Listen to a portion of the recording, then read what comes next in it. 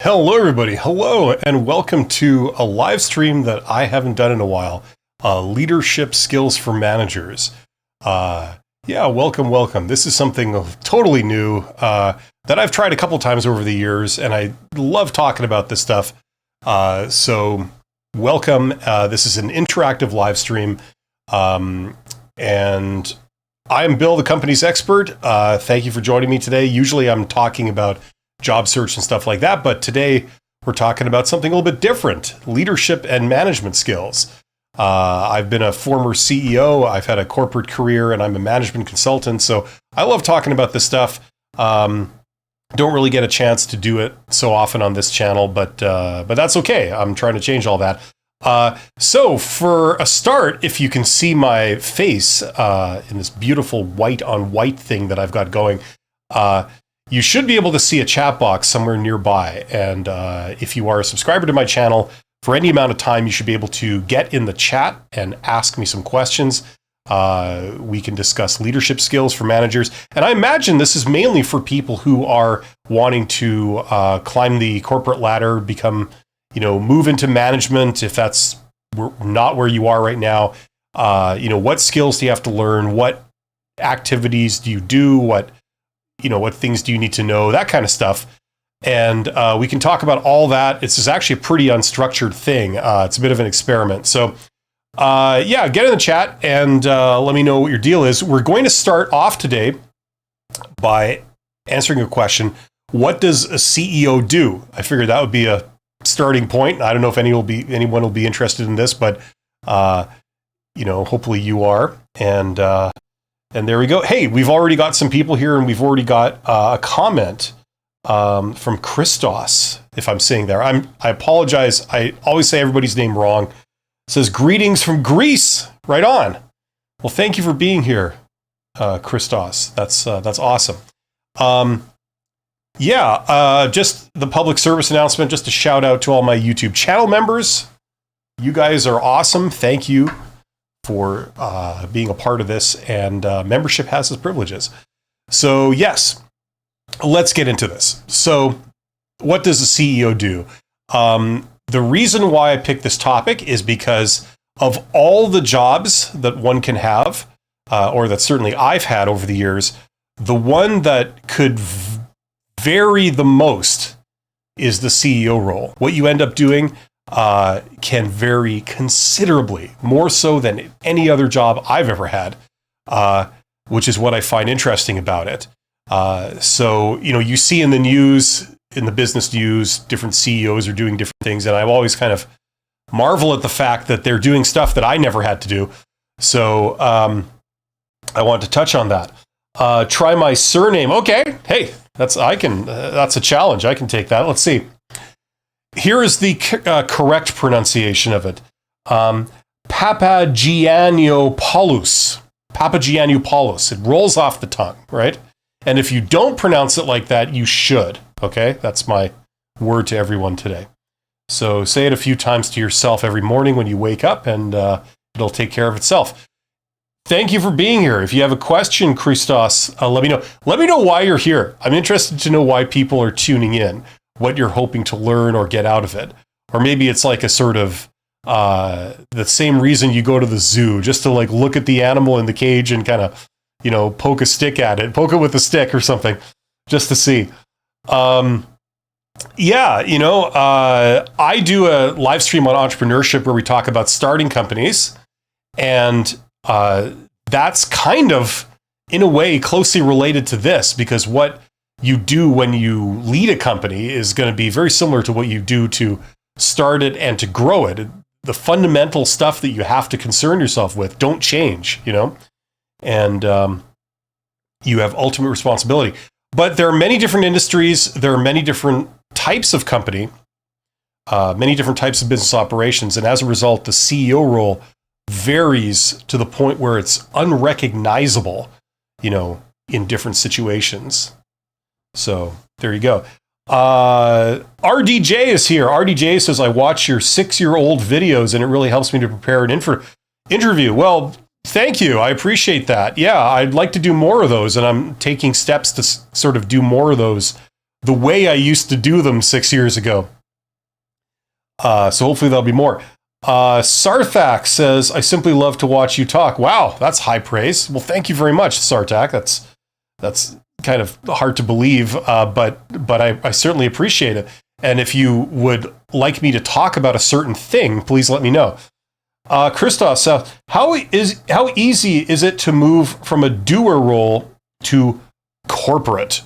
I myself am a health economist working hands-on on projects, and I aspire to move to corporate. Now, you're going to have to explain to me a little bit more what you mean by corporate. Do you mean management in general? Do you mean head office? Or do you mean more what technically the word corporate means, which is that you are not working within a business unit or a business operation, but you are positioned over top of several business operations or business units, and you're sort of managing things at that level, right? That's kind of more technically where the word corporate comes in. So how easy is it? So here's the deal. When people start their careers, like, listen, you could start your career like learning management. Some people do that. I don't know much about that because I didn't do that myself, and I haven't really worked with a lot of people who have. I tend to work with people who are like me, who started off in a technical role. So you didn't start as a manager, you started as a worker. You did something, right? You had skills, you applied them, and basically you started out by getting a job where you're told what to do. You're given instructions and you have to execute, right? You're not really paid to decide what you do. You're paid to do what someone tells you to do. That's the difference. That's the worker role, right? And in order to do that, you start with technical skills. So you're trained, in being able to do a certain technical thing, right? So you would start with a degree in science or, humanities or, whatever, right? Accounting, any kind of the professions or vocation. You could go to trade school. You could have like a trade, you're a fully qualified journeyman mechanic or something, right? So you don't decide what you do. You're told, okay, we have this work for you. You do it, right? Now, to transition to the point where you move up to the point where you are deciding what you do, okay, into a management type role, usually that involves tacking on several things. And you usually need several things to be able to be put in that type of role. So, for example, obviously, you might have technical skills when you start. You've got schooling or training, but then you would have to tack on a few years of experience, right? So you know how that stuff works in practice, right?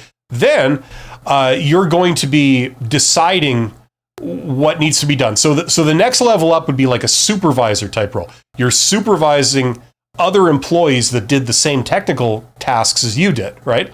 Okay. Now, even just going that step up, what do you need? Well, you need to be able to work well with people, right?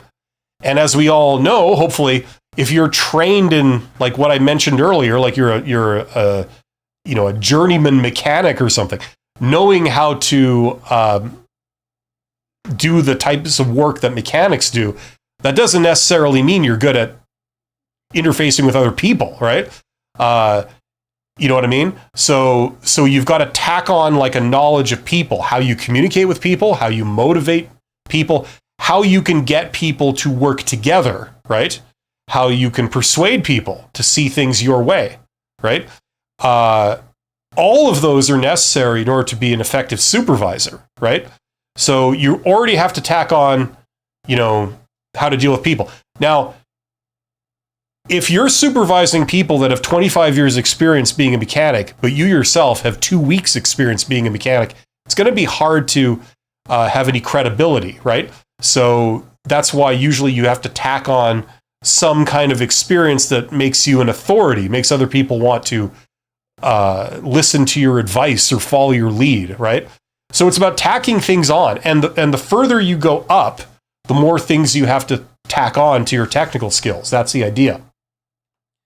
So when Christoph says, how easy is it to move from a doer role, like I interpret that as a worker role, to corporate, which I'm interpreting as like a management type role, it can be done. It's not necessarily easy or hard, but it's going to require you to tack these things on. Now, some people are unaware that they even have to do this, right? So if you're not aware of it, then it's kind of hard to get offered a supervisor or even higher, like a manager level job, if you haven't added things to your skill set, right? Working hands-on on projects, and I aspire to move to corporate. Okay, so a start would be having a solid base in understanding the projects that you've been working on. So at least you could supervise and advise people on how you would do those projects, how you would manage people that are doing those projects, and so on. Christos says, I started as a doer after university. Now I am a manager, also managing other people. So how do you get into running a company, okay, so we're at that level. Okay, so you're already at a manager. So, okay. Okay, so if you're a manager, depending on what type of manager you are, if you're a functional manager, like that means you deal with something less than an entire business unit. So, you're managing, a projects department or something like that, or you're managing a customer service department, or you're managing a sales department, or you're managing an operations department, right? You would know obviously about operations. You know how you tack on the theory of how that stuff works, right? At least that's a common thing. It's not necessarily you have to in every situation, but that's often what we see, okay? Then you have to be able to collaborate with people very effectively. This is where you have to tack on some above average interpersonal skills. Okay, that's usually how that works, especially if, like you say, you're in corporate, which implies a big company, a large enterprise. So if you're in that environment, you have to be tuned into how to collaborate with others. There's also going to be a political element to it. But underscoring all of that is like a networking element, right? It's pretty hard to move up in that environment if you're not tuned into networking. That's the unfortunate reality. People tend to think highly of people who are like them, right? And they tend to think highly of people that they trust. So how do you establish that? How do you establish trust? And how do you establish, someone thinking highly of you? It's because you hang around with them, right? They know you. It's kind of hard to develop a perception of someone when, you think highly of them and you trust them, but yet you never see them. You know what I mean? So being around them helps, okay? If you're in an organization that has a sort of head office, and then they have a bunch of branch offices out in the field, right? I hate to say this, but it's hard to really go from being in the branch office to being promoted up in the head office because they never see you. You're physically far away from them. Now that video calls and stuff are more of a thing, maybe that's changing. But traditionally, you'd have to be close to them, right? People that are close to the boss, that the boss always sees, that whenever you have a win, the boss sees you have a win, Unfortunately, that does have an effect, right? It's kind of a slimy type game to play, but that's the reality, whether we like it or not. That's the reality. That's how human beings behave, including each one of us. We all behave that way. As I slap my microphone around. See, it's right here. I got this thing. Occasionally, if you hear a whack, that's me bitch slapping this thing accidentally because I'm so excited about management concepts that I do that. So does that make sense? We can get into it, and I will get into it. Sarthak says, I learned a lot from you. I just cracked a job with your help. Well, congratulations, Sarthak. That's great. That's awesome. Wouldn't it be great if you could sort of have a nice upwardly mobile career trajectory now? That's more of what I'd like to talk about today, with the leadership skills and that kind of stuff. So I hate to say it, but networking is a big part of it. Now, all I know, okay, being an introvert, is that there are some people that I enjoy networking with because I like them. We are similar in some ways. We have similar ideas, similar interests, similar personalities. You tend to get along, right? You can bounce ideas off them, and they can bounce ideas off of you. And when you hear what they think, you think, wow, that's pretty cool. You don't think like, oh, brother, here we go, right? So that type of networking it can be enjoyable. It can be fun. You're hanging out with friends, right? Unfortunately, though, when we're thrown together with a lot of people, the odds are is that they are going to be different from us. They're going to have different personalities than we do. If you're an introvert, maybe they're an extrovert. If you are like I always think of this stuff in terms of the Myers-Briggs. I know I'm old school, but I'm just going to drop a bunch of Myers-Briggs related stuff. If you don't understand, that's fine. But like if you think one way and they think another, right? Like, for example, I'm a judger. I tend to make up my mind almost instantly about, does that seem valid or does that not seem valid? That is strengths and weaknesses. You sometimes make the wrong call. You judge something unfairly, but at least you know where you stand and you can move forward, as opposed to the alternative. Other people, they don't make up their mind. They kind of keep their options open. They're undecided on things. That's good in that you don't make bad calls, but it can be bad if you're trying to like be decisive and move forward, So if you're one type and they're another type, you'll tend to not get along as easily, So for me, networking was a lot of that stuff. It was, number one, trying to network with people like yourself that, you could get along with very easily. You didn't have to force it. But also recognizing that other people are usually going to be different, and that's actually good, because I've seen how people with different ways of thinking have actually been superior to me in handling different decisions and things. So I learned kind of early on that like, just because you're different from me and we don't think the same doesn't necessarily mean that, you suck. It means that, you have strengths in areas maybe I have weaknesses in, and vice versa, So anyway, networking is a big part of it. So if you're looking to move up, unfortunately, that's going to be a part of it. People tend to favor those that are like them and that are close to them, right? And they get along with. It's just that simple. So there's many ways of doing this. Extroverts have their whole way of doing it. As an introvert, I had slightly different ways, but but there you go. We have gotten some great questions and comments so far. There are 13 people here. Thank you for being here on a Friday. What I'd like to do, I guess, is answer people's questions. If you have ambitions to do a certain thing, let's talk about it, like Christos here. So Christos, we talked about you got to tack on several things. Now, if you're wanting to move into corporate, right? Corporate, usually when people use that term in describing a role, usually it means you're at the business unit level or above. That's kind of, I'm sure this is very fuzzy, but that's what I'm assuming you mean by that term. Now, if you're at that level, okay, you're at the business unit level and up, okay, what that means is that you then have to tack on things like financial skills. You have to know finance. That's a big, huge part of operating at that level, because what you're going to be doing at that level and what you start to do at that level is you then abstract these business units. You're not like getting down into the weeds of how they work. You're kind of above that. And what you're doing is you're looking at it in terms of almost a black box.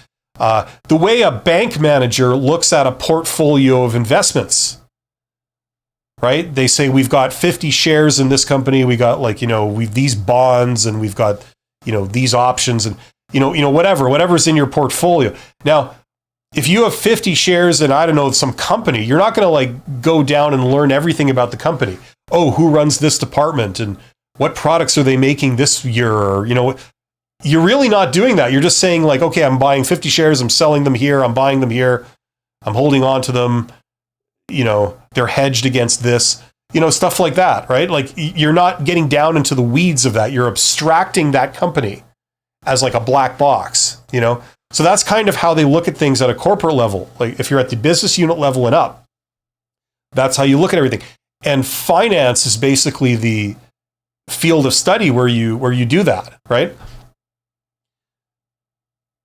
Oh, and I guess a disclaimer, I'm coming at this from obviously the private sector. This is not from the government perspective or a charity, nonprofit perspective. This is obviously for-profit, private sector approach to this, because that's my background. I'm sure there are other people that can contribute to those other perspectives, but I'm talking about what I know a bit about. So there you go. Let me know if you have questions. We're getting more people, so get in the chat if you have any questions about leadership or management skills. If you're just joining me, this is a bit of an experiment.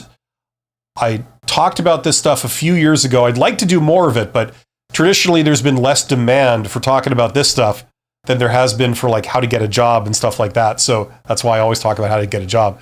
I'd like to do more of this stuff. Okay. Andre says, how to keep the healthy atmosphere in the department. Oh, great question. Great question. That's awesome. Okay. Okay, very general question, but here's the basic ideas. First of all, you need to have great people skills. I know that's probably self-evident, right? Now, okay, let's talk a bit. We have to talk for a second about organizational culture. You guys know what culture is? Culture is simply the way we do things here. That's what culture is. It's the way we do things here. What's your culture? It's the way we do things here, right? How people behave, how people talk to each other. What's a reasonable expectation for someone, right? All of that is like just the way we do things here, right? That's how it operates here, right? What's a reasonable way of communicating with somebody? What's a reasonable expectation to expect them to do? What's a reasonable way to give them instructions as to what to do clearly? That's the culture, right? What creates the culture? Well, no one person or no one thing sets the culture. The boss has probably the biggest influence over the culture of any one person, but they're not responsible for creating it. Like, if you have, maybe it's a very tough business and people are getting paid like minimum wage, like rock bottom prices for working really hard, that's going to affect the culture. That's going to affect people's expectations and how they behave. The boss has no control over that. You can't just sort of give people a pep talk and make them feel happy about doing a crummy job when they're being paid very little and the job's very hard, So that's kind of like just the framing of this, right? You have a certain amount of influence if you're the boss, if you're managing the people, but there's a limit to what you can do. Now, in as much as that you have influence over people, what's going to help is learning how to manage people, right? People in my experience, and maybe you guys could share me your experience, but in general, people seem to be terrible at managing people, especially without training. That's something I've noticed over the years. And I'm sure I was no different. When I was a supervisor, when I was starting out in my career, I'm sure I was pretty damn terrible too. I took like an MBA a little bit later in my career. And part of that was like teaching you about, God, I've got something in my throat. Excuse me. I learned some formal sort of aspects of managing people and motivating people and communicating with people. I'm really glad that I learned those, because they really opened my eyes to a lot of concepts that I was just totally unaware of. You know what I mean? But it really helps, like understanding how to communicate with somebody. Like, for example, something as basic as, if I'm the boss, I might give work instructions to one of my subordinates. I would say, listen, I need you to go and do this, right? Now, you could sort of communicate that to someone. Let's start with the obvious stuff. The way you say it, the way you communicate that to someone. Let's say I put that in an email, okay, and I send it off to them, and they get it. And the thing about email is that you read the words, but you have absolutely no idea of the tone, right? So it comes across as toneless. And what happens is that people can fill in the blank with whatever tone they're imagining, right? So if they don't like the boss, they get an email from the boss, and the boss says, I need you to go do this. They may read into it like the boss, go do this, like they're upset. They don't think much of you, they don't want to listen to you or anything, right? The fact that they put it into an email instead of coming to you personally and speaking to you face to face, that also communicates something that people read into, right? So if it was a big ask, like, I'm asking you to do something that's quite a big deal, it's a lot of work, and it's kind of bordering on unreasonable to ask you to do this, the appropriate thing to do might be to go and talk to the person in person, face to face, and say, listen, I hate to ask you to do this, but unfortunately, I've got to ask that you can do this and that you can do it today, or something like that. Sorry, I know it's a bit of a stretch, but I'd really appreciate it if you could try your best to do this today. Would that be possible? Something like that, right? And then people would be more receptive to it. They'll go, okay. You acknowledge that it's a big ask. You're not being a jerk about it. Things like this. So, like, basic communication skills, right? A lot of people's problem is that they don't understand that that's even a thing, right? They'll blast out instructions over email, and unbeknownst to them, their subordinates are receiving this and they're reading in all kinds of like things that aren't there. They're reading in hostility. They're reading in, oh, the boss doesn't value me. They take me for granted. They, don't seem to realize how big of a deal this is that they're asking me to do. They seem to think this is routine, right? All that is not in the actual communication. That's all being read in to it, right? But it's caused by the manager choosing a poor channel over which to communicate this information to the workers. That stuff maybe should be done in person or whatever, at least over the phone, at least so you can hear them, right? Things like this, like communication skills are real. Why do people leave jobs? They leave jobs because their boss sucks, because their boss treats them like crap, right? Why does the boss treat them like crap? Well, it's because usually the boss, not always, but usually the boss isn't actually treating them like crap, but it's coming across like they are. The boss thinks that they're treating people reasonably. They don't have a problem with their workers. The workers feel that the boss has a problem with them, right? That type of issue, that's caused by poor communication skills. You think you're being clear. You're not. Right? You think you're communicating a message. You're not. You're communicating something other than you think you are. Right? So, this is kind of the fundamentals here. So you need to be tuned into that stuff generally speaking, before people will put you in charge of, managing people, right? If you treat everyone like this, after a while, you'll almost get a mutiny on your hands, or you'll get a high turnover. People will leave. They'll try and get away from you. They won't gravitate towards you, right? And that tends to go hand in hand with performance. So your team will not perform very well because you're not persuading people to go above and beyond and, to work for you, right? You're encouraging them to slack off and to do the minimum amount possible without getting fired, things like this.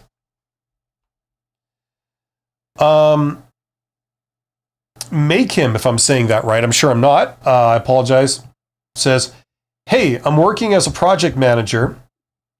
My struggle is pushing people for accountability, not only in the team, but also steer co-members. Okay, I don't know what that is. Management. How can I get such skills? Like what? Pushing people for accountability? Is it that's what you're talking about? Well, that's not really a skill. That's sort of a task. Like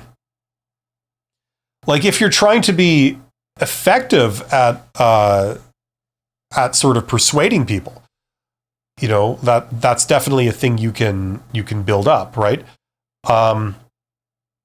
It's a combination of experience working with people and getting the theory on how to communicate, how to manage people, right? Things like this.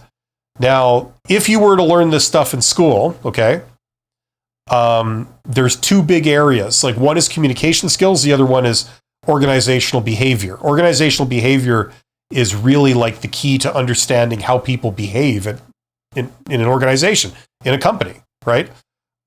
For example, ideas like, okay, what is power and where does it come from, right? That would be pretty useful to know, right? Power is the ability to get other people to do what you would have them do, right? Okay, where does it come from? Well, some people have very underdeveloped views of this. They think that, it simply comes from authority. And authority basically means a title. So as soon as they give you a certain title, then people should automatically listen to you. Well, as a lot of people know that have been in the role, they know that that's not true, right? Just because you're in a title, maybe officially it means that people should listen to you, but what you notice in practice is that they don't, right? You've also noticed in practice that how maybe you're technically the boss, but you have less power than one of your subordinates, right? That subordinate seems to just get away with doing whatever they feel like, and you seem powerless to affect that, The only thing you could really do to them is fire them, because nothing short of that will make them listen to you. But the problem is, if you fire them, there are serious consequences for you. You'd be firing the only person that knows how to do a certain thing that's essential. Nobody else is trained on how to do that. So that employee recognizes that they have more power than you. They don't have to listen to you, right? Tell me if you've been in that situation before. The explanation is because power doesn't just come from authority, it comes from dependency. If you're dependent on that employee to do something that only they know how to do, they have power over you, even though you might outrank them. You might get paid more than them. You might have the fancy title that technically, if you look at the organizational structure, they report to you, right? But in practice, you're reporting to them, right? So understanding that stuff really helps. That's called organizational theory. That's an area of study in business, right?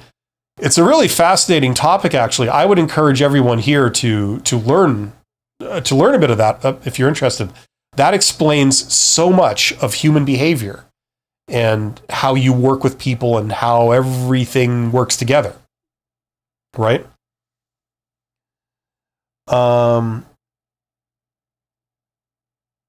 Yeah, steering committee. I'm not sure what that is. That's not.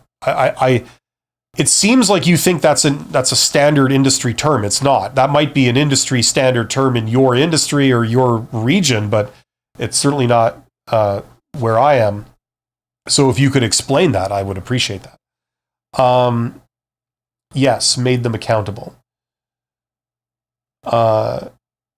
Okay, so basically, if you want to make somebody accountable, right? They're not accountable. So I'm assuming when you say make them accountable, you mean make them accountable for their own work, right? That's the assumption, right? Okay. And the other thing is that part of their job? Is that part of their official employment contract where it says that you are responsible for this in this way, right? You know what I mean? Right? So you have to look at what's in place formally, right? But regardless of that, you then have to look at the de facto power structure, right? Like maybe they're not officially responsible for that, but you're going to ensure that in practice they are. So if they don't do something correctly with that, there are consequences to them in practice, right? And that's how that's how people can shape things quite a bit, right? So there's a couple of different ways of doing it, right? I mean, this is a huge topic, but to summarize, you can do it with punishments, right? That tends to backfire in practice, right? Ever since people stopped having like career jobs, punishments don't work. All they do is they just have lots of negative effects, and at the end of the day, someone will quit rather than submit to, being punished all the time. You know what I mean? You can do it with positive, like rewards and things. That usually is the way to go, right? The problem is that if you're in a role where you don't have any kind of leeway to give anyone a reward, it makes it challenging. The only rewards you can give them are compliments. You can speak to them kindly. You can almost have like a sort of friendship, very warm relationship. You can commend them in front of their peers or other people. You have certain resources at your power to motivate them, right? But if you're not given any real power to reward somebody, you can't give them money or privileges or whatever. That really ties your hands.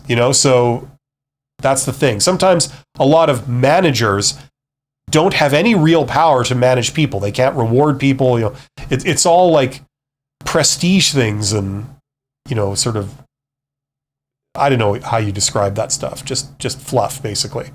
And that does have an effect, but it can only go so far, right?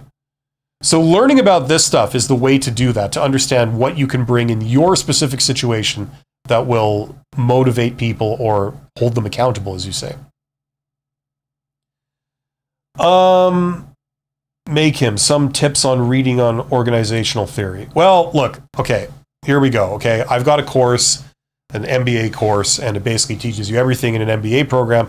It gives you a reading list, and you order the books on Amazon. They're the same books that they use in places like Harvard Business School in their MBA program, right? So it's like you're getting the information straight from the source, okay?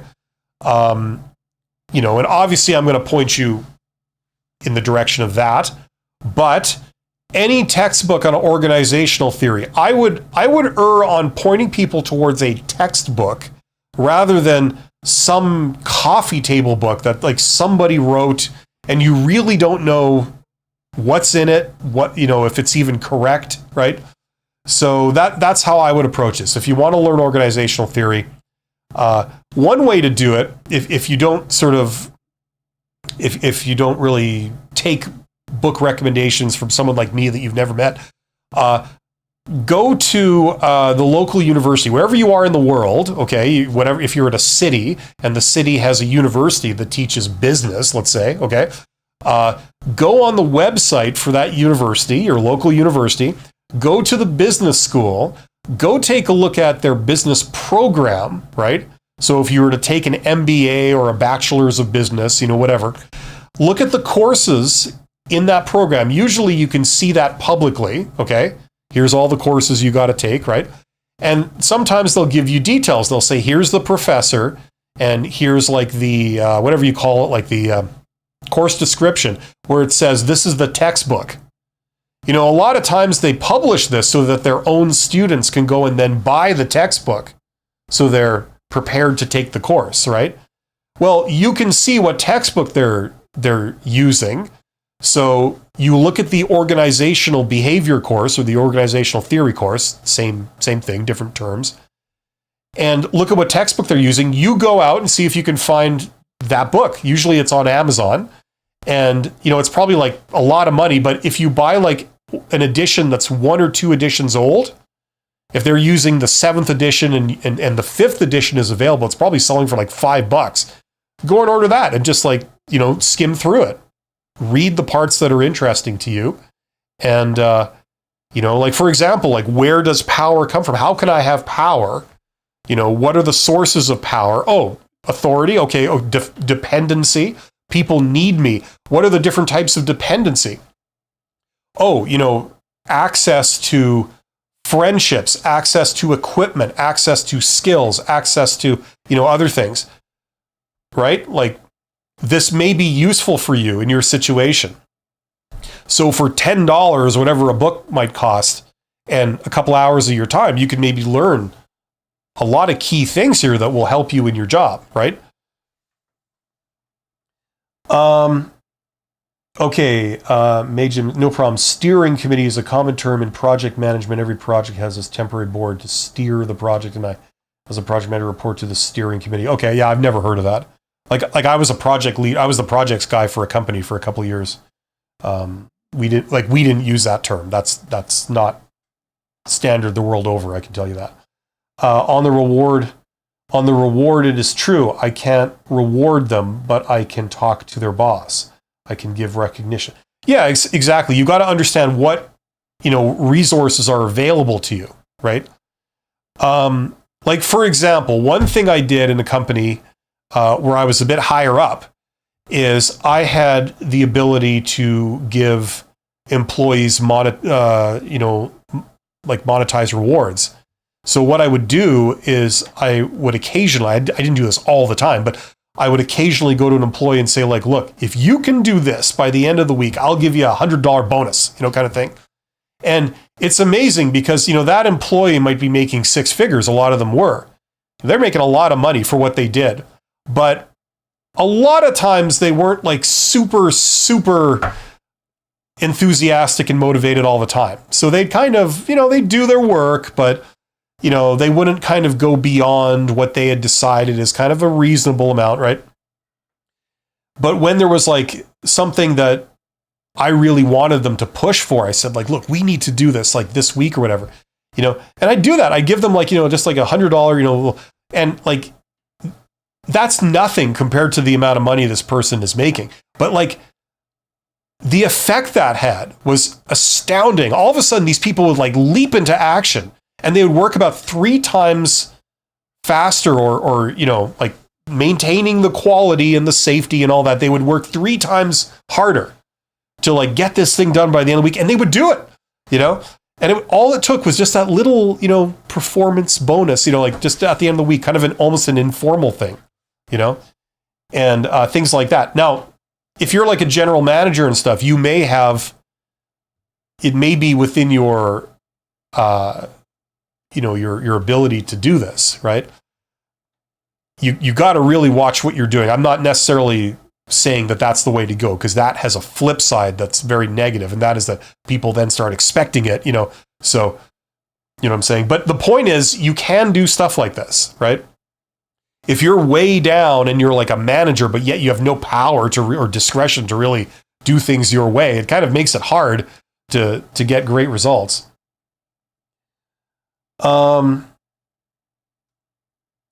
Okay, some tips on reading on org theory. Well, just read the book, like skim it and then read it.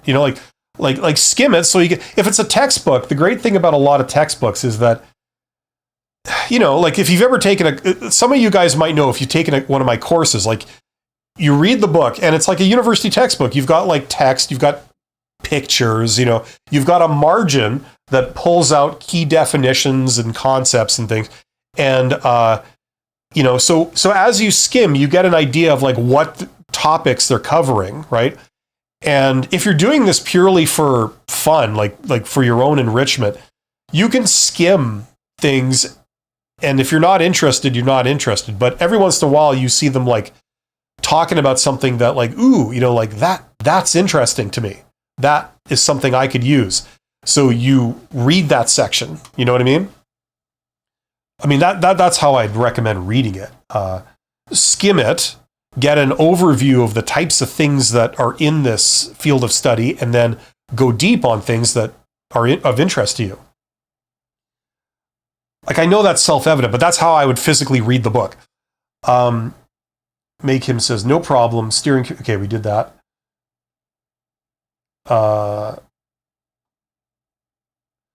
Confidocene is here. It says, is looking older an advantage in the corporate world?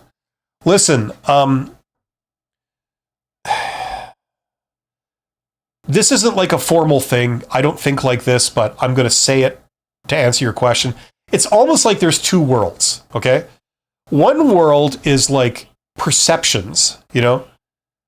That's usually an environment where people don't know what they're doing. They don't know what's the right way forward. You know, very conservative kind of thing. You know, we just stick to what we've always done because we're too afraid to try anything outside of it. You know, so that's where like, I hire the tallest person because I think they're the best leader. I hire the most good looking person because, I assume that people will look up to them because they're good looking. I don't know.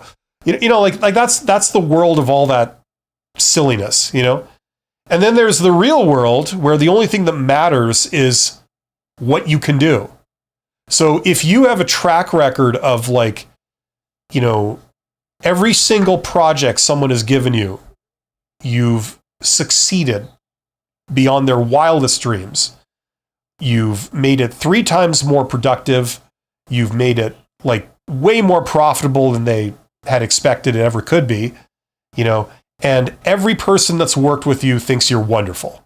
You have a track record of success. You've made money. You've got a track record of things working. They put you in charge, and all of a sudden the problems get solved, and it starts to shine, and it's very profitable, right? In that case, it doesn't matter how fat you are, how funny looking you are, how unpromising you appear to be as a person. Your track record speaks for itself. Okay, that's like kind of the real world, right? That's why someone would hire you, at that level, like at the manager level and up. It's because your track record speaks for itself. It's not about these silly perceptions and assumptions about you. Maybe that the things that they do a lot at the worker level. They don't know you. When you apply for a job and you go down for an interview, they have no idea who you are. They have no idea if everything you're saying is a lie or it's true. Like you're a total stranger. So they're going off perceptions and stereotypes, very, very flimsy things, right? On the other hand, if you're like hiring a divisional vice president, you're putting them in charge of an entire business unit of your company, and one of the bigger business units, something that makes a lot of money for your combined company. It's like, you're not going to put that in the hands of a stranger. You're just not. Whoever you get, okay, Arjun, you keep like repeating the same thing like 15 times. Okay. Like I said there, like I keep repeating because I'm ad-libbing this completely. When you do that, you're not going to hire a stranger. You're going to hire someone that has proven themselves. And that's what you're hiring. Doesn't matter what they look like, all that kind of stuff, as long as they can deliver the goods. It's just as simple as that. So is looking older an advantage? Like, if you're playing perceptions, yes, right? You would have some very handsome, good-looking older person that appears very confident and very reassuring and but they're very charismatic and all.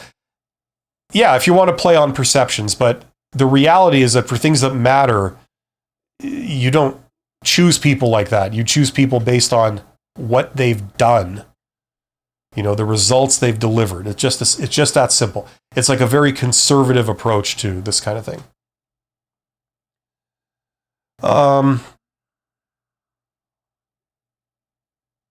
Okay, especially to find the book via university courses syllabus.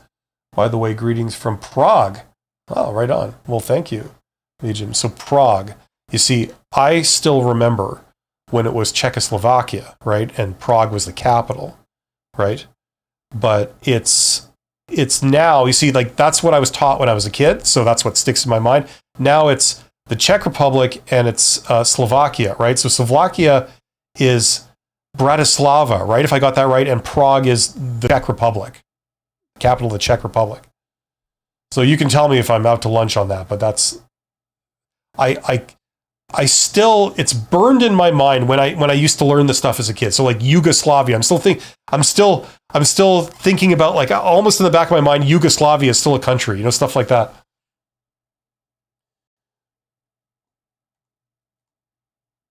Arjun, stuff like that makes me not want to do this kind of thing. You're correct, but I don't appreciate that. Anyway, yeah, so I got to check to see if I have, is it a live stream I have in, like, is it in 10 minutes or is it in an hour and 10 minutes? I just got to check that very briefly. It may be in 10 minutes. I have to see here. Yes, that's in 10 minutes that I have that. So I have to wind this down very soon. Anyway, listen, I was thinking of attempting this again every time for the next couple of Fridays anyway. So I'll be back for sure at this time next Friday to talk more about this stuff. Hopefully it'll be a bit more structured. This is just still very experimental. I really don't know what people are interested in talking about when it comes to leadership and management. Let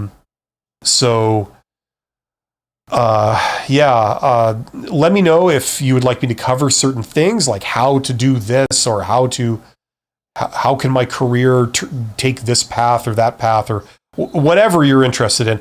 Or if you're interested in getting into actually how to grow companies and stuff, because that's like my core competency. Not careers, but like how to actually grow companies. That's sort of what my background is in. So let me know what you guys are interested in, and I will try and go in that direction. But thank you to everybody who participated today and who showed up for this. You guys are awesome. Check out some of my courses. If you really want to improve your communication skills, I created this course. So if that's of interest to you, if you're wanting to work on that stuff with me, check out that course. There's a link in the description. It's called Write Like a Professional. What I did was basically I put all the communication stuff that I learned between going from a supervisor and a CEO. I put them all into that course. There's obviously other things you got to tack on when you're sort of climbing the corporate ladder, but that's the communication related stuff that I learned, and I put it all there. So check that out if that's what you're interested in doing and improving yourself when it comes to communication skills. I will be back in a couple of minutes where we talk about how to get jobs and the reality of job search. So stick with me on my channel for that live stream. It's called Honest HR Nitrous. It's a separate stream. I'll be back to talk about this in a week. Thanks, guys. You're awesome. Take care.